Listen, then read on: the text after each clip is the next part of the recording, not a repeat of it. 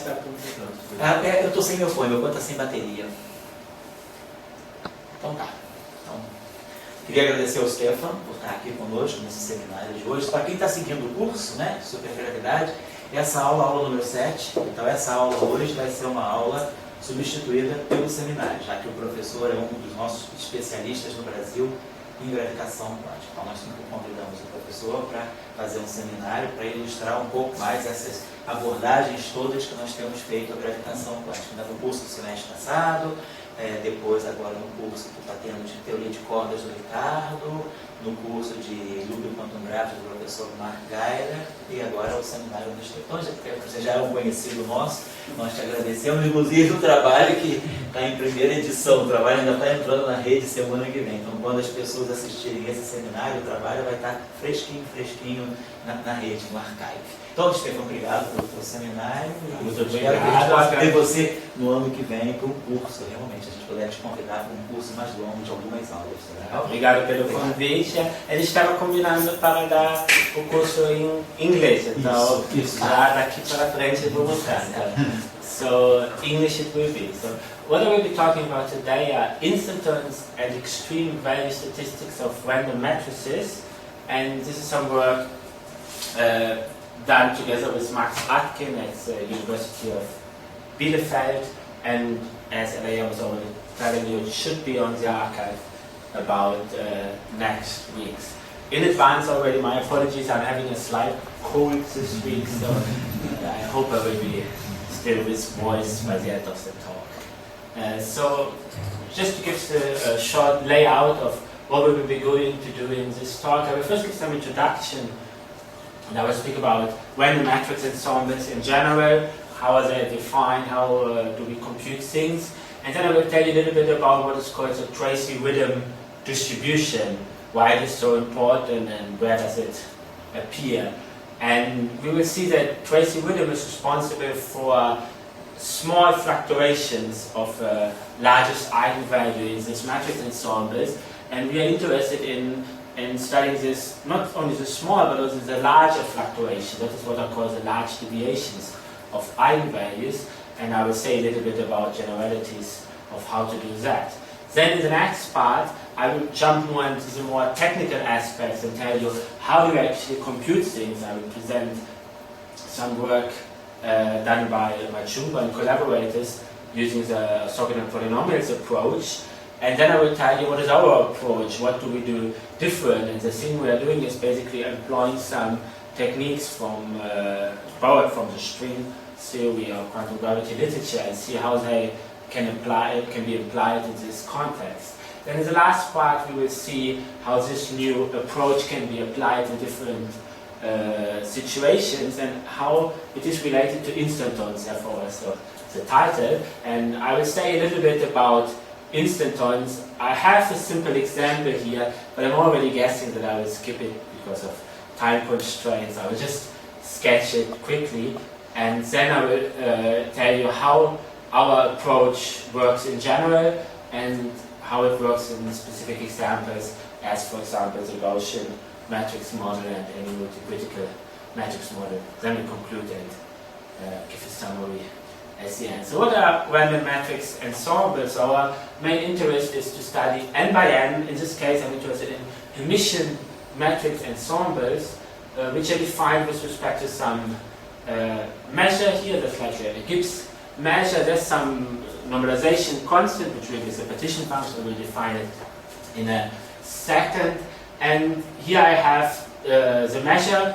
Up there in the action is n times alpha times the trace of some polynomial, which we call the potential, and dm is the Haar measure of the matrix, which is usually defined integrating over all independent components there. You know, it's a emission matrix, not all of them are independent. And for example, you could put a Gaussian potential. This would be if all the entries, independent entries, have a Gaussian distribution. So you're interested in this ensemble of random matrices, and what you can do, you can relate it to its eigenvalues. You know that these emission matrices that have a decomposition in terms of some unitary matrices and a diagonal matrix, and this action here will only depend on the diagonal matrix, which have the action in, because the potential is just powers of m, and here's a trace, so you can always cancel all the u's. So it's invariant here, so you can make the change from your independent components of the m to the components of the unitary matrices and the eigenvalues. And when you do that, you will get a Jacobian, which comes from the transformation of variables, and then you can integrate out all the angular parts, which will then cancel this volume of the UN group, comes from the integration over the angular part. And this Jacobian is called the fundamental determinant, and it has this form here. So if you would exponentiate it by this exponent of logarithm, you can put it up here and think of it as being an effective action. Where you have here the potential, think about the Gaussian case in the most simple form, and this is a repulsive term here because it disfavors eigenvalues which have the same values. You can think about it as a gas, a Fermi gas, where you have particles which cannot be in the same state. You can think about Gaussian potential with a gas which fills up to a certain level because you have the repulsion of the eigenvalues inside. If there are any questions, please feel free. Stefan, when you take a UN matrix, so a UN matrix, we see that ON is a subgroup. So this means that you have the angular part is coming from ON, and you have phases. So you say that when we integrate, the part corresponding to the angular part is cancelled out. It's the angular part which is dropped out by dividing this volume. Well, part of the angular part. There are some more bits and pieces, but it will all be it is all just a normalization factor of the partition function. But for convenience, this part is put out. And the angular part includes this part, but includes a little other part as well. And I see. There's even some non-uniqueness in what people call it, whether they include these phases or not. But at the end of the day, physics from the partition function comes once you take derivatives of the logarithm. So all these constants won't be of any relevance to the physics we will be doing. It's just for convenience that you put it in. So it's clear to me. Thank you.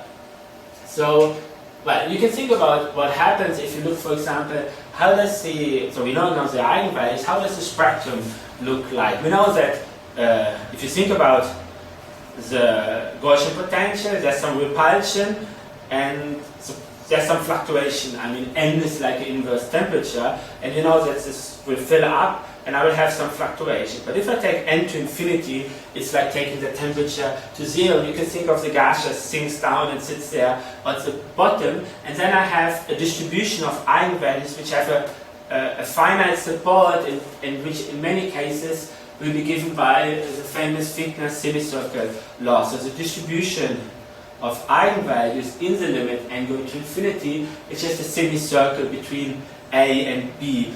In the Gaussian case, it is often between minus square root 2 and square root 2, but it depends a little bit on your convention. And it is a universal property for most of the ensembles that you have this square root behavior, which, keep it in mind, will be important later.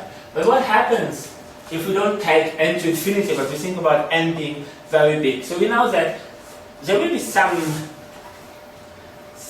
amounts of eigenvalues out here, but if we divide by n, and take n to infinity, this will go to 0. So it basically condenses with probability 1 to be within this interval. But at finite n, I know that there are some eigenvalues which will come out here. So in this case, so here's A, here's B, most of the eigenvalues will be centered around here, but there will be some guys which will be going out there. We can ask, okay, what is the biggest one? What is the distribution of the biggest one? How is the distribution of this guy having this value here? We can ask this, and clearly, if we divide it by n, it will go to 0, this number. We can probably rescale it to blow this distribution up again, to see it once we take n to infinity, really. And this is a question we would like to answer here. So I put in this picture here. So how does the distribution of the maximum eigenvalue look like. So it will be centered around the end of the finite support, which also called the cut. So at the end of the cut, I will have the maximum here of the largest eigenvalue, and I have some tail here and some tail here. And these tails are skewed. Why is the distribution skewed? It's very easy to understand it. For the maximum eigenvalue to be further here, there can be no one to its right because it's a maximum one. I have to push everyone in to get it here. That is very hard to push everyone in there. That's why it drops down rather quickly. Whereas on this side, I have to only pull out one guy. Pulling out one guy is much easier than pushing in all the other guys. So that's why this part here has in general different scaling than the other tail, and we will see that popping up later.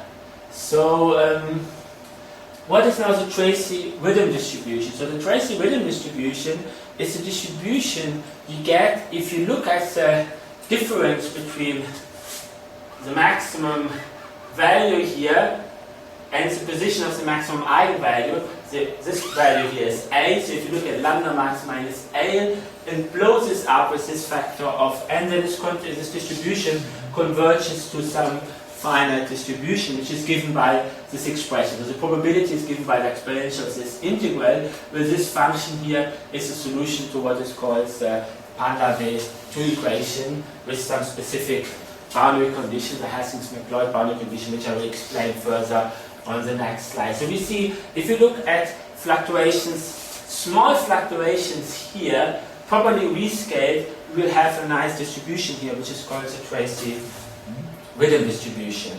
So let me say a little bit more about the Tracy rhythm distribution. So this is the Panda-based 2 equation, and the asymptotic behavior is such that as y goes to infinity, we will have the function behaving as the AI array function, and we will see later how one can understand this also as coming from the large deviations. I will say a little bit about it there. But just to maybe summarize, so we have what is called the Tracy rhythm distribution, which is valid for small fluctuations around the mean of the maximum eigenvalue.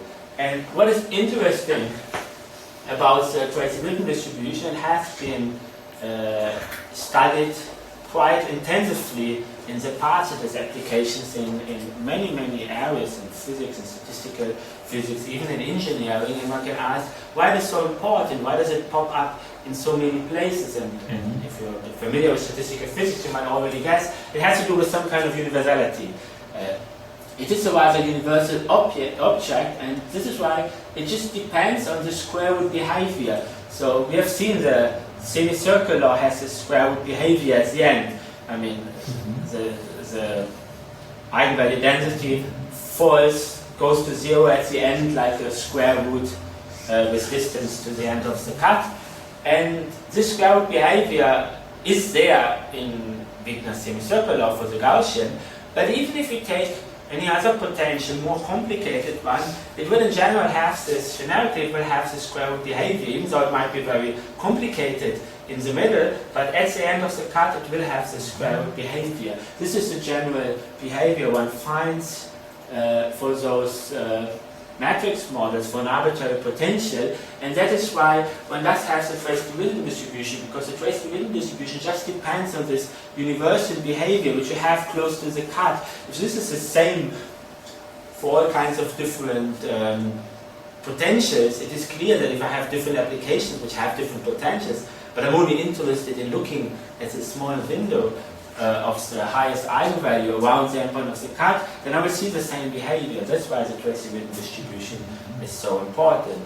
Lately also some generalizations of the Tracy rhythm distributions have been studied by Claes and collaborators, and also by Artman and Atkin, which go under the name of higher order Tracy rhythm distributions, or K Tracy rhythm distributions. So I told you, in general, any arbitrary potential you take will have the square root behavior, but if you put in a higher order potential, you can fine-tune the coupling constant to get different kind of behavior. So you need a higher order potential to get the first order k equal 1 contribution. You already need a fourth order potential here, but you can fine-tune it. So among all the, if you make the coupling constant in the potential arbitrary, among all possible values, there's only one point which gives you this multi-critical behavior. So it's a kind of measure zero set. So for all kinds of values I will have this behavior, but for a very specific fine-tuned value I can have this different behavior. And this is something which has been introduced. So this second paper has only been introduced last year. This other one was a little bit earlier, or the other ones. So it is something of interest to see also when does maybe this higher order analogs of the Tracy-Witten distribution come up. But therefore one must be able to study this behavior for any kind of potential, and things become more technical, and that is where some of the techniques we will be using here come in. So many of the techniques we will be using have actually been introduced in this paper here to be able to study this higher analogs, and I will come to it in a second. So let me first tell you, as a final part of the introduction, what are the large deviations of the eigenvalue, because this is basically what the main part of the talk is about. So we have seen that around scales of n to the minus 2/3 around the end part of the cut, I do have the Tracy-Witten distribution, but there are other large fluctuations further away which scale differently. Oh, Stefan, just a curiosity. This distribution is, I mean, you are showing or you are motivating it to us by by considering Hermitian matrices. For example, if you consider symplectic matrices, do this sort of distributions appear too? Yes, yes. Also, yes, I studied in different contexts. I see. For all these classical groups, maybe. You know? Yes, yeah, interesting. Yes. So some of these papers I will tell you a little bit more in a second. So our work here will be only focused on emission matrices, because we are using this techniques from the quantum gravity literature, which are only developed for emission matrix models. But all this community work in statistical physics have been applying it to different ensembles as well. So I will give a little review of different techniques which are applied in different contexts in a second. In a couple of slides. So you can ask, okay, if you know what the Tracy-Witten distribution is, how this thing scales about here, what's about larger distributions? So I know these things fall off, but I can look at the probability of being somewhere very far out, and you can see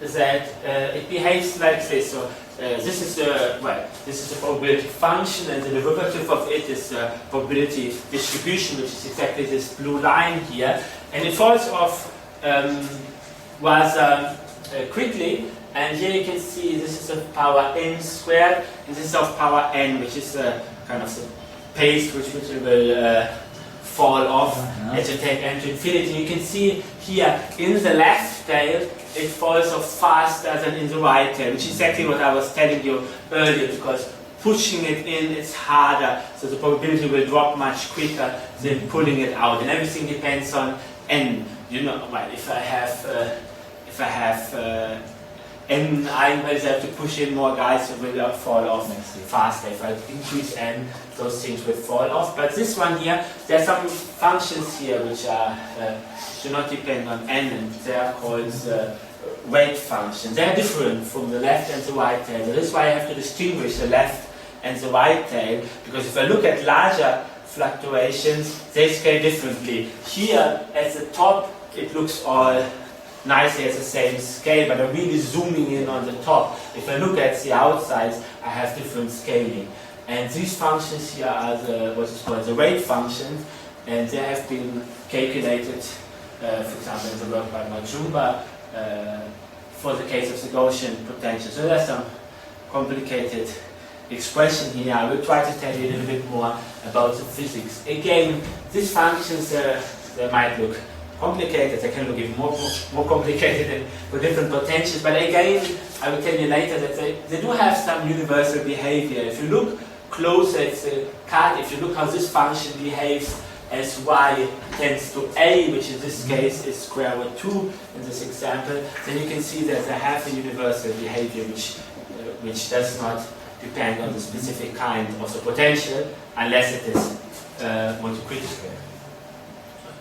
Do you have any questions about this? So this is the weight functions, and you would like to interest, if you would like to study the large deviations, you would like you're interested in calculating those weight functions here, which are different for the left and the right hand. Is it clear?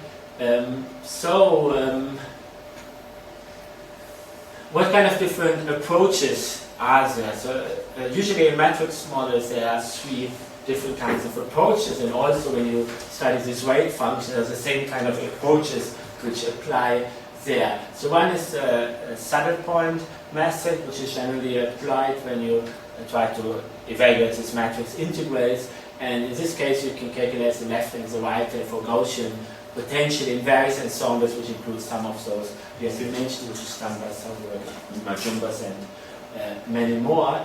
Then you can also look at loop equations. Loop equations are also very important, especially in quantum gravity. We work a lot with loop equations. They come from some infinitesimal field redefinitions of the matrix, from which you require that your partition function remains invariant. From this you can derive some equations, and you can use them to also evaluate those expressions. So you can get the left and right tail for any potential in various ensembles from those.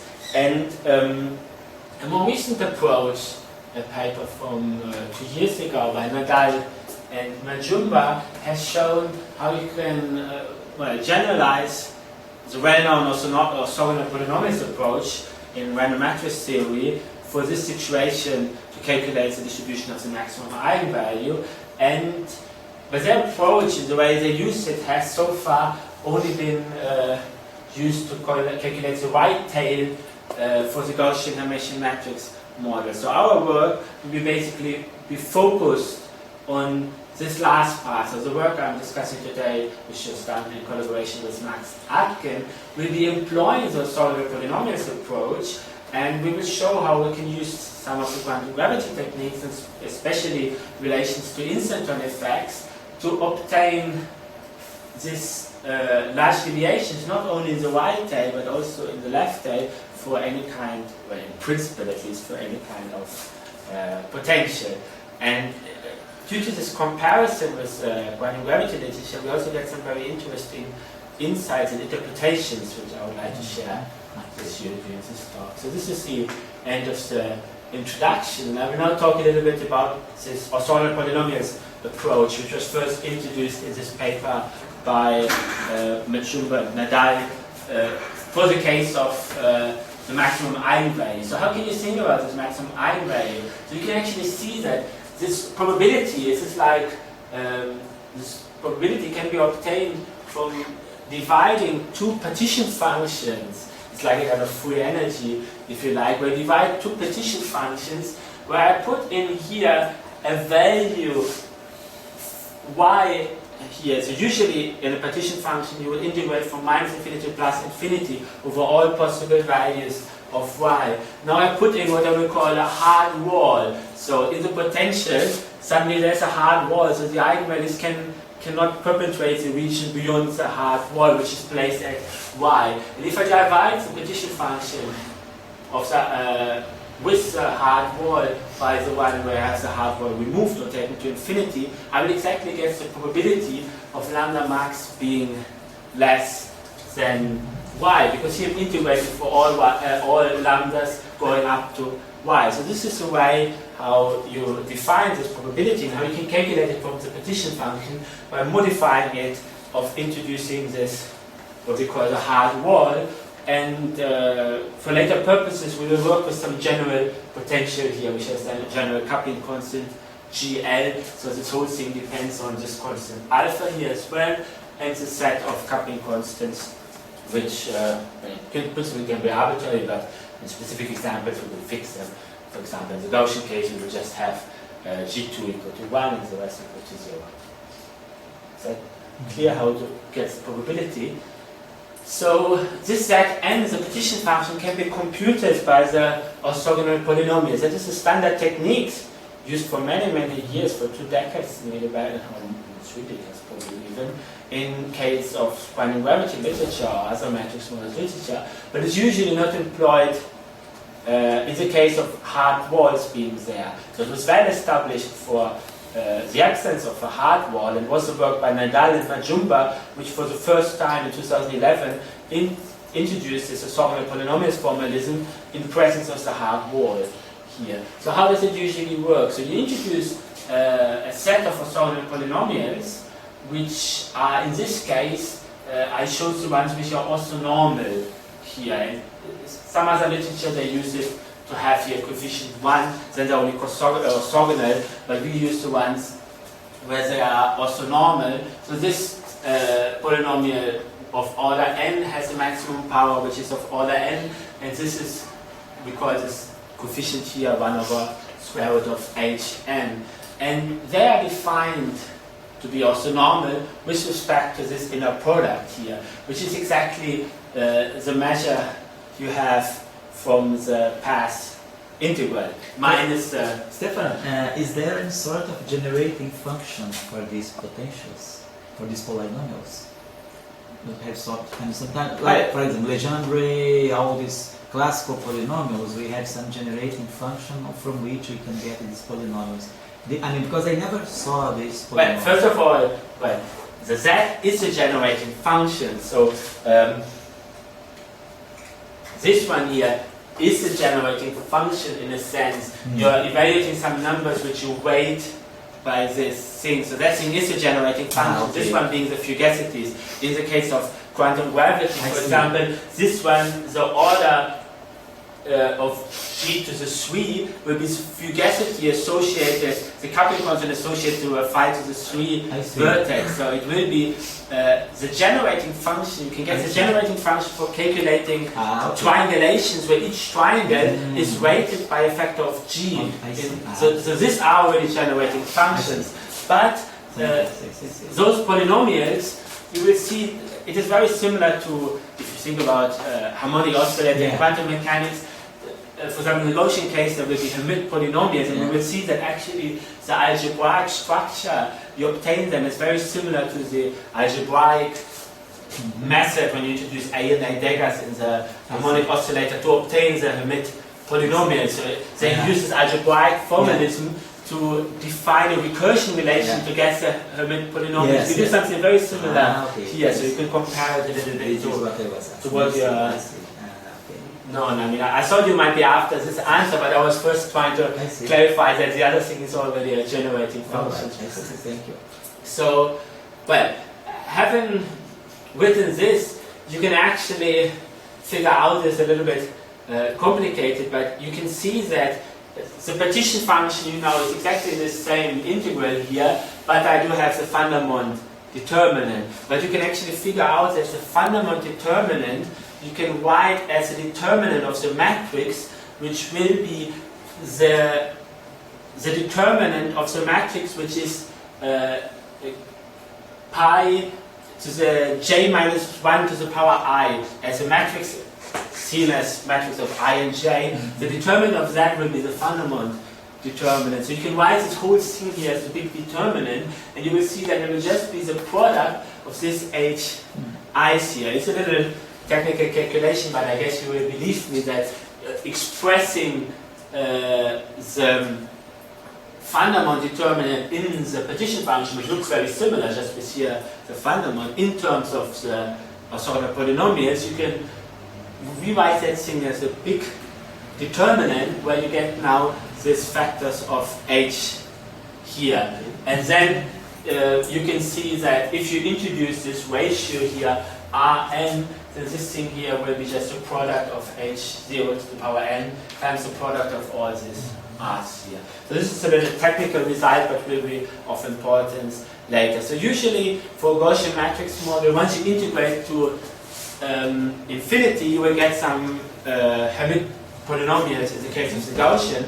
But now if you have a finite y, you will get some polynomials where those coefficients will now also depend on y, and then you get some corrections which include error functions there. So it gets more complicated, but it's the same principle as in the case where you have no hard wall presence there. So there's some interesting properties. So if you can see that in the inner product, well, by the definition you can shift the lambda here and there, and there you can see that lambda times pi n by this relation can only be a combination of pi n's and pi's of 1 power more or less, basically more if you switch it here or less if you put it there. You can see this, and we will introduce a matrix here which is, well, this coefficients here, which are some, this coefficients plus some deltas of n plus 1 comma m and so on, n m and n minus 1 m here. And this matrix here is of importance in the formalism. It will actually take the role of, if you have the harmonic oscillator, you have A and A dagger. This is like our A here. You will have the same commutation relations here with the vector Q in our case. So there is a matrix Q and there's a matrix P such that without any hard wall you have commutator of QP equal to 1, which is the exact analog of this. These matrices are very important to obtain some recursion relations, and you can actually see Nadal and Majumba, they have obtained, for the case of the Gaussian, some recursion relations for these coefficients R and S. So we know for the partition function we only need to know the Rn's, but the S's are necessary to solve the recursion relations. But once you know both of them, you can get the Rn, plug it back in and obtain the partition function. And if you know it for in the presence of y and without presence of y, you can calculate its probabilities time after. So they have done this, and they have found those relations. It's a bit technical to guess them, but you can do some integration by part on the partition function. You can obtain these relations. And what they have done, so they have managed to compute them, because it's a very simple potential, the Gaussian one. They were able to compute them to the first order. They computed the R0, the S0, and the first contribution. And they, looking at it, they came up with this general ansatz here. Now they took this ansatz, plugged it back in, and solved for this Cn and Dn. And once they had this, they found the solution. So they obtained the Cn and Dn via steepest descent method, and they found some exponential corrections. So actually this form wasn't really the correct one. They found some more exponential corrections, which then together gave the correct weight functions here, and they obtained these expressions which I was showing you earlier. So they obtained the correct weight functions for the Gaussian potential using this formalism, which was their work to generalize the orthogonal polynomials approach to the one where you have this hard wall presence, which hasn't been done before. That was only done in 2011 by them.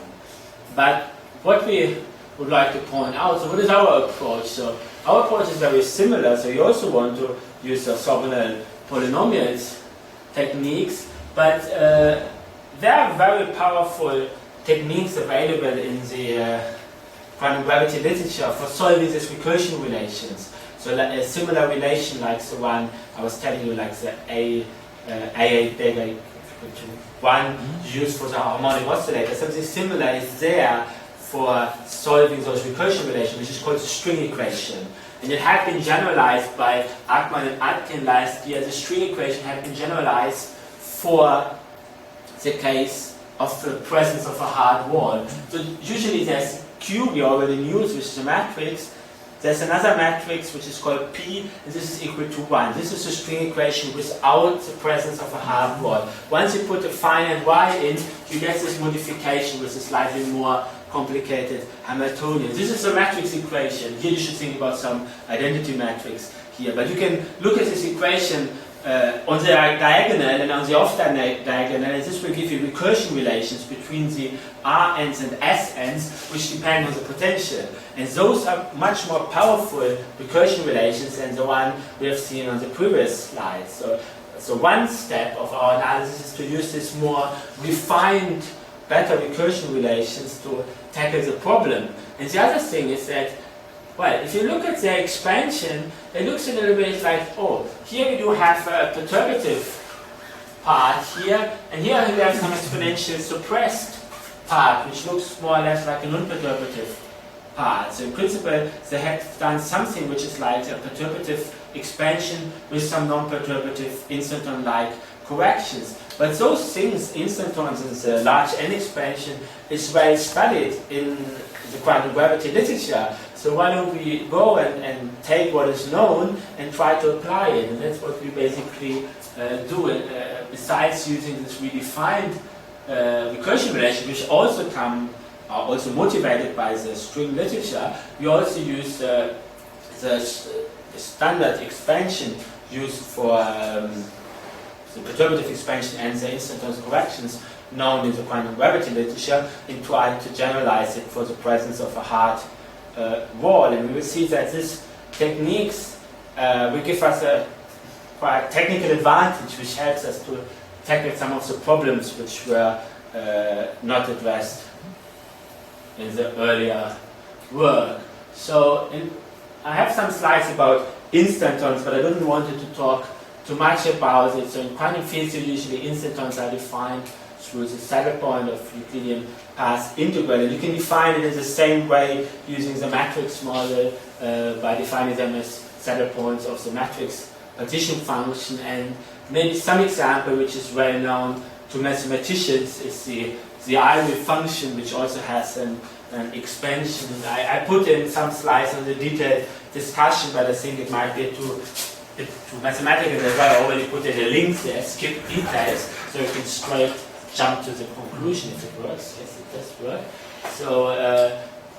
So these formal solutions for the area integral, they can actually be written as a formal expansion in terms of this variable here, this exponential variable. You can think about it as being some perturbative and non-perturbative parts there. This is true for many other path integrals. It is just to motivate it a little bit, but I guess you might actually be familiar with some of the things. And such an expansion is a mathematics literature is sometimes called a trans-series, but this is not so important if you look at it from a more physical point of view. I guess you might not be interested in it. So how can we do it in our case? So here we have this expansion which was used by Majumba and Nadal, which has this perturbative part and a non-perturbative part, which they use to obtain some recursion relation using the steepest descent. Instead,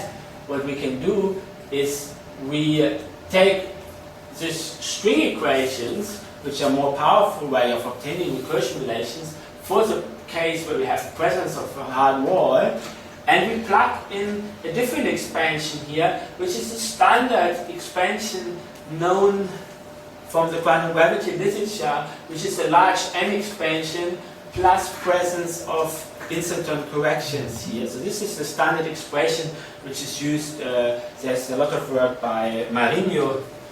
I have forgotten to put the reference in here to Marinho. He has developed all this instanton formalism for matrix models in the context of string theory, and you can use much of the technique. So this is a standard perturbative expansion with standard instanton corrections, and this expression here is called also the instanton action. So this function here is the instanton action. It is only relevant to the non-perturbative corrections. In the perturbative corrections, this part here will be 0, so it won't contribute.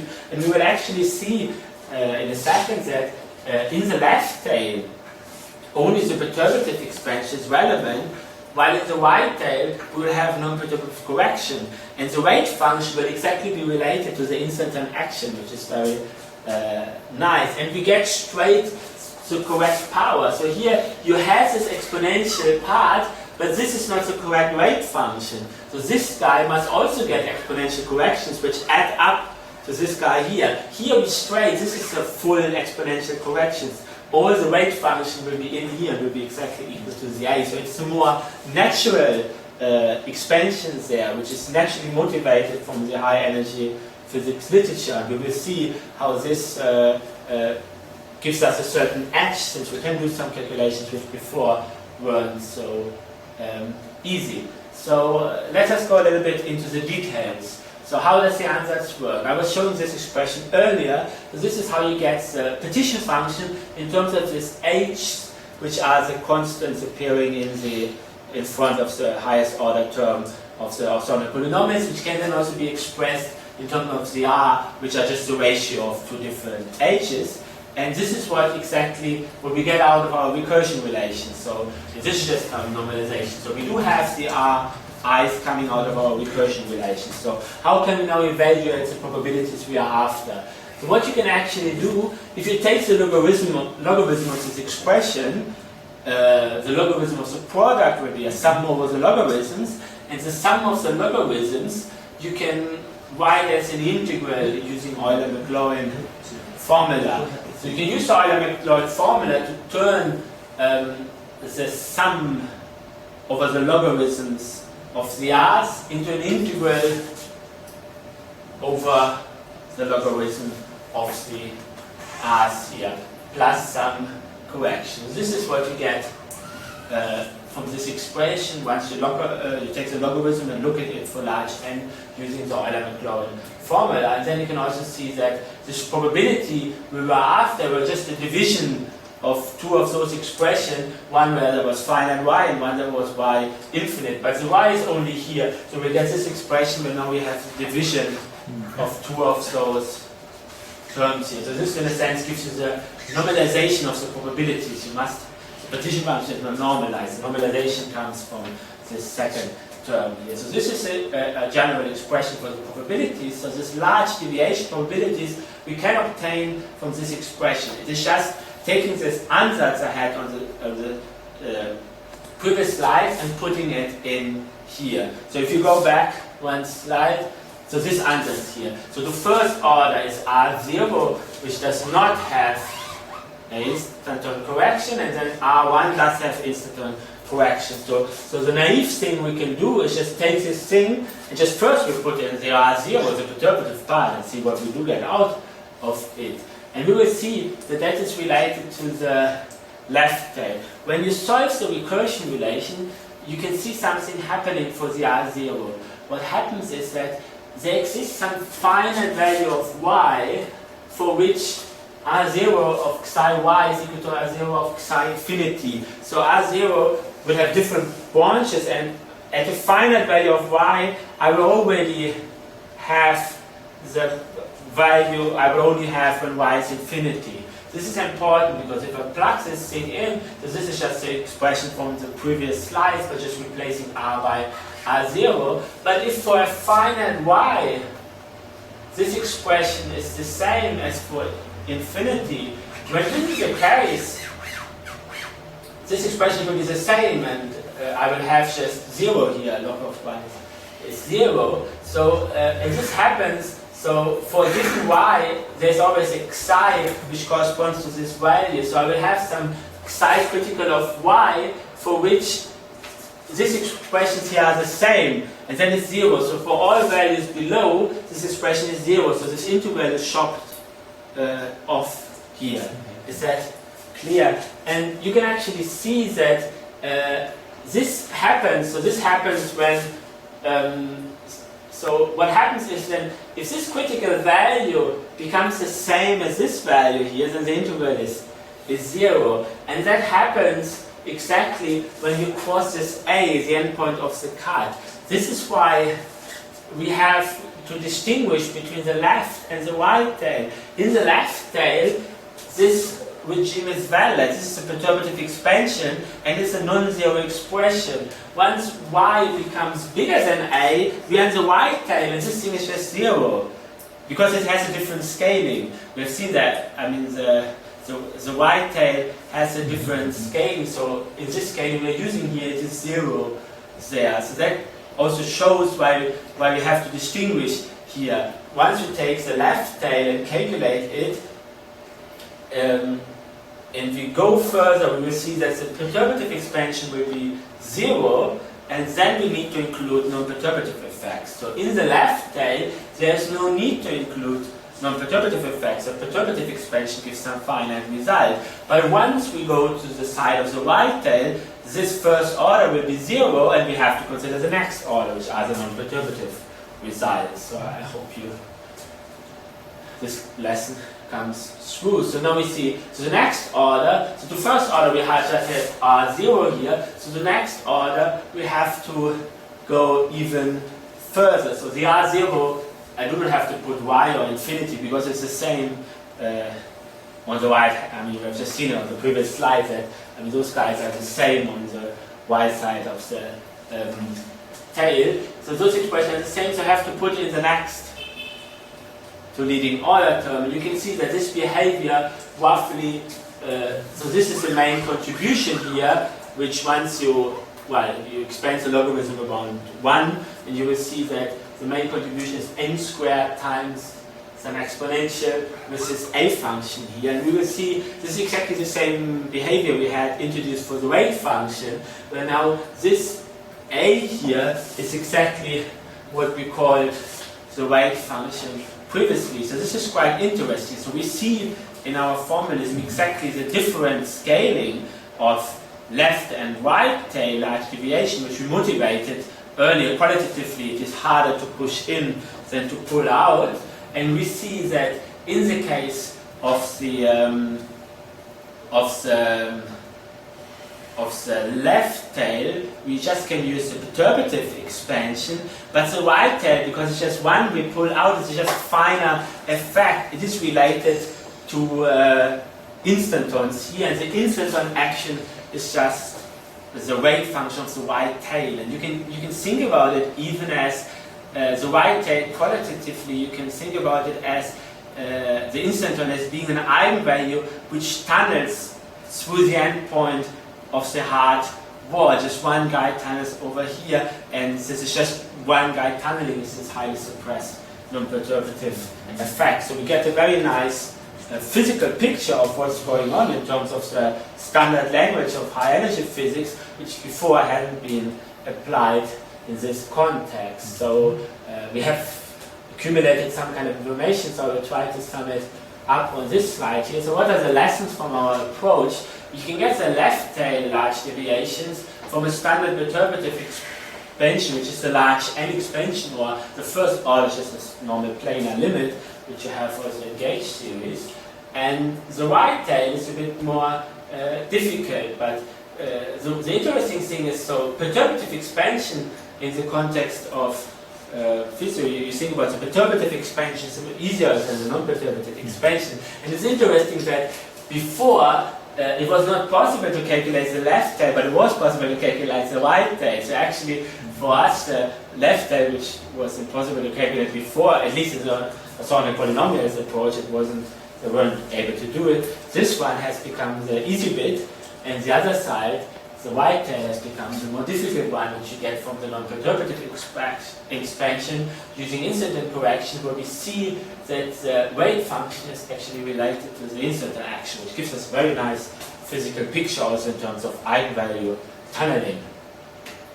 So we are nearly coming to the end. So this was a general framework. I haven't put in a specific example, and I won't do so because it's a lot of algebra related to it, but you can do it in case of the first thing we did is the Gaussian case, which was the one studied also in this paper by Majumba and Nadal, which we were trying to generalize here to also include the left tail. And we can see that we can calculate correctly the rate functions both on the left and in the right tail, and we get the exact same expression which I was showing you in the introduction. I will not repeat it here. So we get this expression, and surely this expression changes if you take a different potential, but what is interesting that close to the cut it has the same behavior. So here you have a cubic term here, so the left tail behaves like a endpoint of the cut minus y to the power 3, and the right side is y minus a to the power 3 halves. And this is universal. We also know that the large deviations close to the cut are related to the Tracy rhythm. We know that the Tracy rhythm is universal, so you expect this behavior to be universal. Actually, if we take the large deviations and we take the limit to become close to the cut, is equivalent as if you look at the Tracy rhythm, which is rescaled, when the argument of the Tracy rhythm becomes infinite, because the Tracy rhythm is zoomed in an infinitesimal interval, so when it becomes infinite will be equivalent to this thing being 0. So actually, this term here is related to the boundary condition we put into this Pan-Lavelle 2 equation, this Hastings-Smith-MacLeod, which was the array function, which is related to this exponent here. So this is one motivation for studying these large deviations. They help us to find the boundary conditions we have to put on this differential equation, this Pan-Lavelle equations, which appear in the Tracy rhythm. Tracy rhythm law is well studied, and you know what the right boundary conditions are, these Hasty-MacLeods. But in terms of these multi-critical ones, they already find the correct differential equations, which are called Pan-Lavelle 34. But there are some subtleties with the boundary conditions. So those study here is important in the sense that it helps you to find the correct boundary conditions to calculate this higher order Tracy rhythm distribution. So we can do the higher order analog, and explicitly we only do the first higher order analog, which you get from a fourth order potential, and this recursion relations become very messy. The algebraic equations of fifth order, and those tail functions become very messy, but they do have the same universal behavior. We see that the eigenvalue density has a square root behavior, and that's why you have this universal behavior. We have seen that for the higher order analog, it is not anymore a square root behavior, but it is a higher power there, and now also those weight functions change their power accordingly, like the density of eigenvalues had a behavior of a half plus 2 to the k, and we also see how those expressions here change by the order of 2 to the k. So these are all universal behaviors for this higher order terms, which each on its own is their own universality class there. But I should stress that they are measure 0, so whatever potential you take, you will almost surely end up with one of those. Only if you fine-tune it to very specific points that you can end up with those higher multicritical points. So let me sum up what we have done so far. So we use techniques from the quantum gravity or string theory literature to obtain the large deviations of the maximum eigenvalue distribution of the Hermitian random matrix ensemble. And we have seen that you have to distinguish between the left and the right tail because they scale differently. It is much harder to push eigenvalues into the bulk because we have to move all of them than to pull them out. That is why pushing in was much more suppressed with the exponential of minus n squared, while pulling out was just like exponential of minus n. It is easier to pull out. And the corresponding weight function which we defined, one can get in terms of the left tail from a standard perturbative expansion or large n expansion in terms of in the language of standard quantum gravity literature, and the right tail on the other hand, the perturbative part is 0, and we have to calculate non-perturbative corrections, which are instanton corrections, which you can also think of some eigenvalue tunneling of eigenvalue going out of the bulk towards the endpoint of the cut, which is a standard interpretation you also have for instantons in quantum mechanics or quantum field theory. And maybe as a final remark, there are some results which I haven't put into the talk, but which are also included in the paper. Generally, in the string theory literature, there are interesting relations between instantons and non-perturbative effects in general, and branes in the model. And we can actually see, usually in matrix models, instantons are related to what are called ZZ branes, and we will see that in the case of the hard wall, which is related to the study of the maximum eigenvalue, they will actually be related to SST branes, and it has never been so far in the literature discussed the relation between the instantons and SST branes, because usually they only appear in relation to ZZ branes. So that is something interesting which also came out of this work, which might be something illuminating to people in the string theory literature, while much of it was maybe taking things known in the string theory literature towards the statistical physics literature. There are also some interesting insights or the string theory literature from our work. So this is all I wanted to say, and thank you very much. Thank you to you indeed. So if you people have questions, comments, no. There were some questions. Yes. No, but I have a question. I would like to see, to understand these instantons.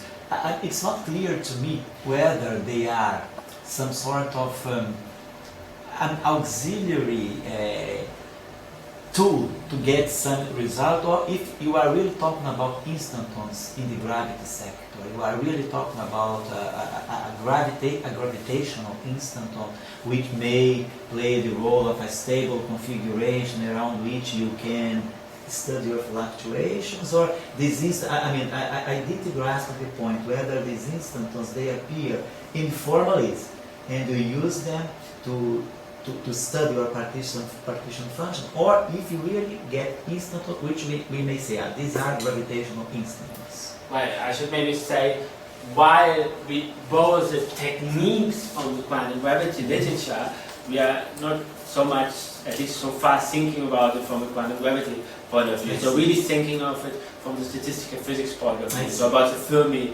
gas. So we are kind of asking, if you have the Fermi gas and this potential, you know that there are some fluctuations around kind of the equilibrium where the gas sits in the potential will be up to this height, and there are some fluctuations with temperature, and we are asking like, what is the chance of one of these particles ending up somewhere there, and you might be interested in this rare event for some reason, or we have seen the rare event, you want to know what is the probability, and we kind of introduce it by putting a hard wall into the model with the gas and ask what is the probability of the eigenvalue tunneling, not tunneling from one minima to the other, but tunneling to the end of the wall, where the wall is replaced. And in that sense, you can argue in principle that it's really, well, once you observe it, it is really physically there, so you're calculating the probability of it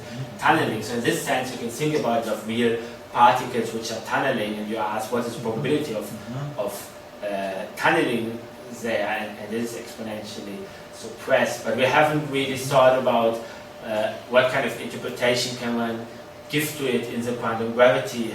I see. Literature. But you think it is possible? You should think about it in a sense that kind of we put in the hard wall as a tool to calculate its probabilities. And in a sense, the hard wall is not really there. I mean, for the instantons to be physical, you should think about this wall being physically there. Now for the gas, I can understand what it means for the wall to be there. Now for the string, I'm not really sure what does it mean to have the wall on the eigenvalues there, because it doesn't have a nice interpretation in terms of the eigenvalue. It is just in terms of the Feynman diagrams. I'm not sure what it means there. So in that sense, it is difficult to make a physical interpretation from this in this gravity picture. But for the Fermi gas, I think one can easily get a physical picture where those instantons are physically there. Okay, so they are a true configuration of your system, no? When the hard wall is really there. If the hard wall is just put in as a technical tool, there should also be sort of a technical tool. If the hard wall is there, there also is there. And these instant, as usual topological configurations, they have stability. So they are stable.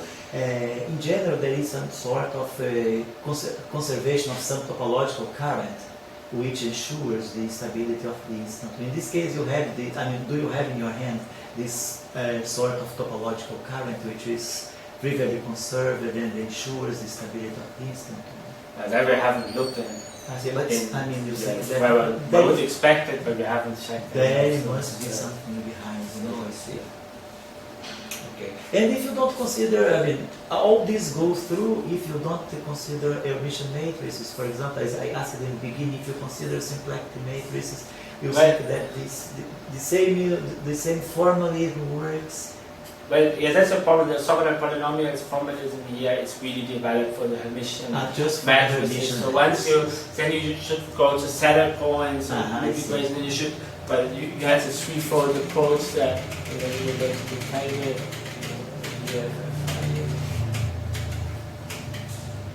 Oh yes. So we are here. So here we are really only dealing with Hermitian matrices. Okay, so In other approaches like saddle point, different models have been discussed, but this framework is really only properly developed for Hermitian matrices. It is something kind of natural to the string theory literature, and that stuff has been studied also in statistical physics, where people are interested in all kinds of different ensembles.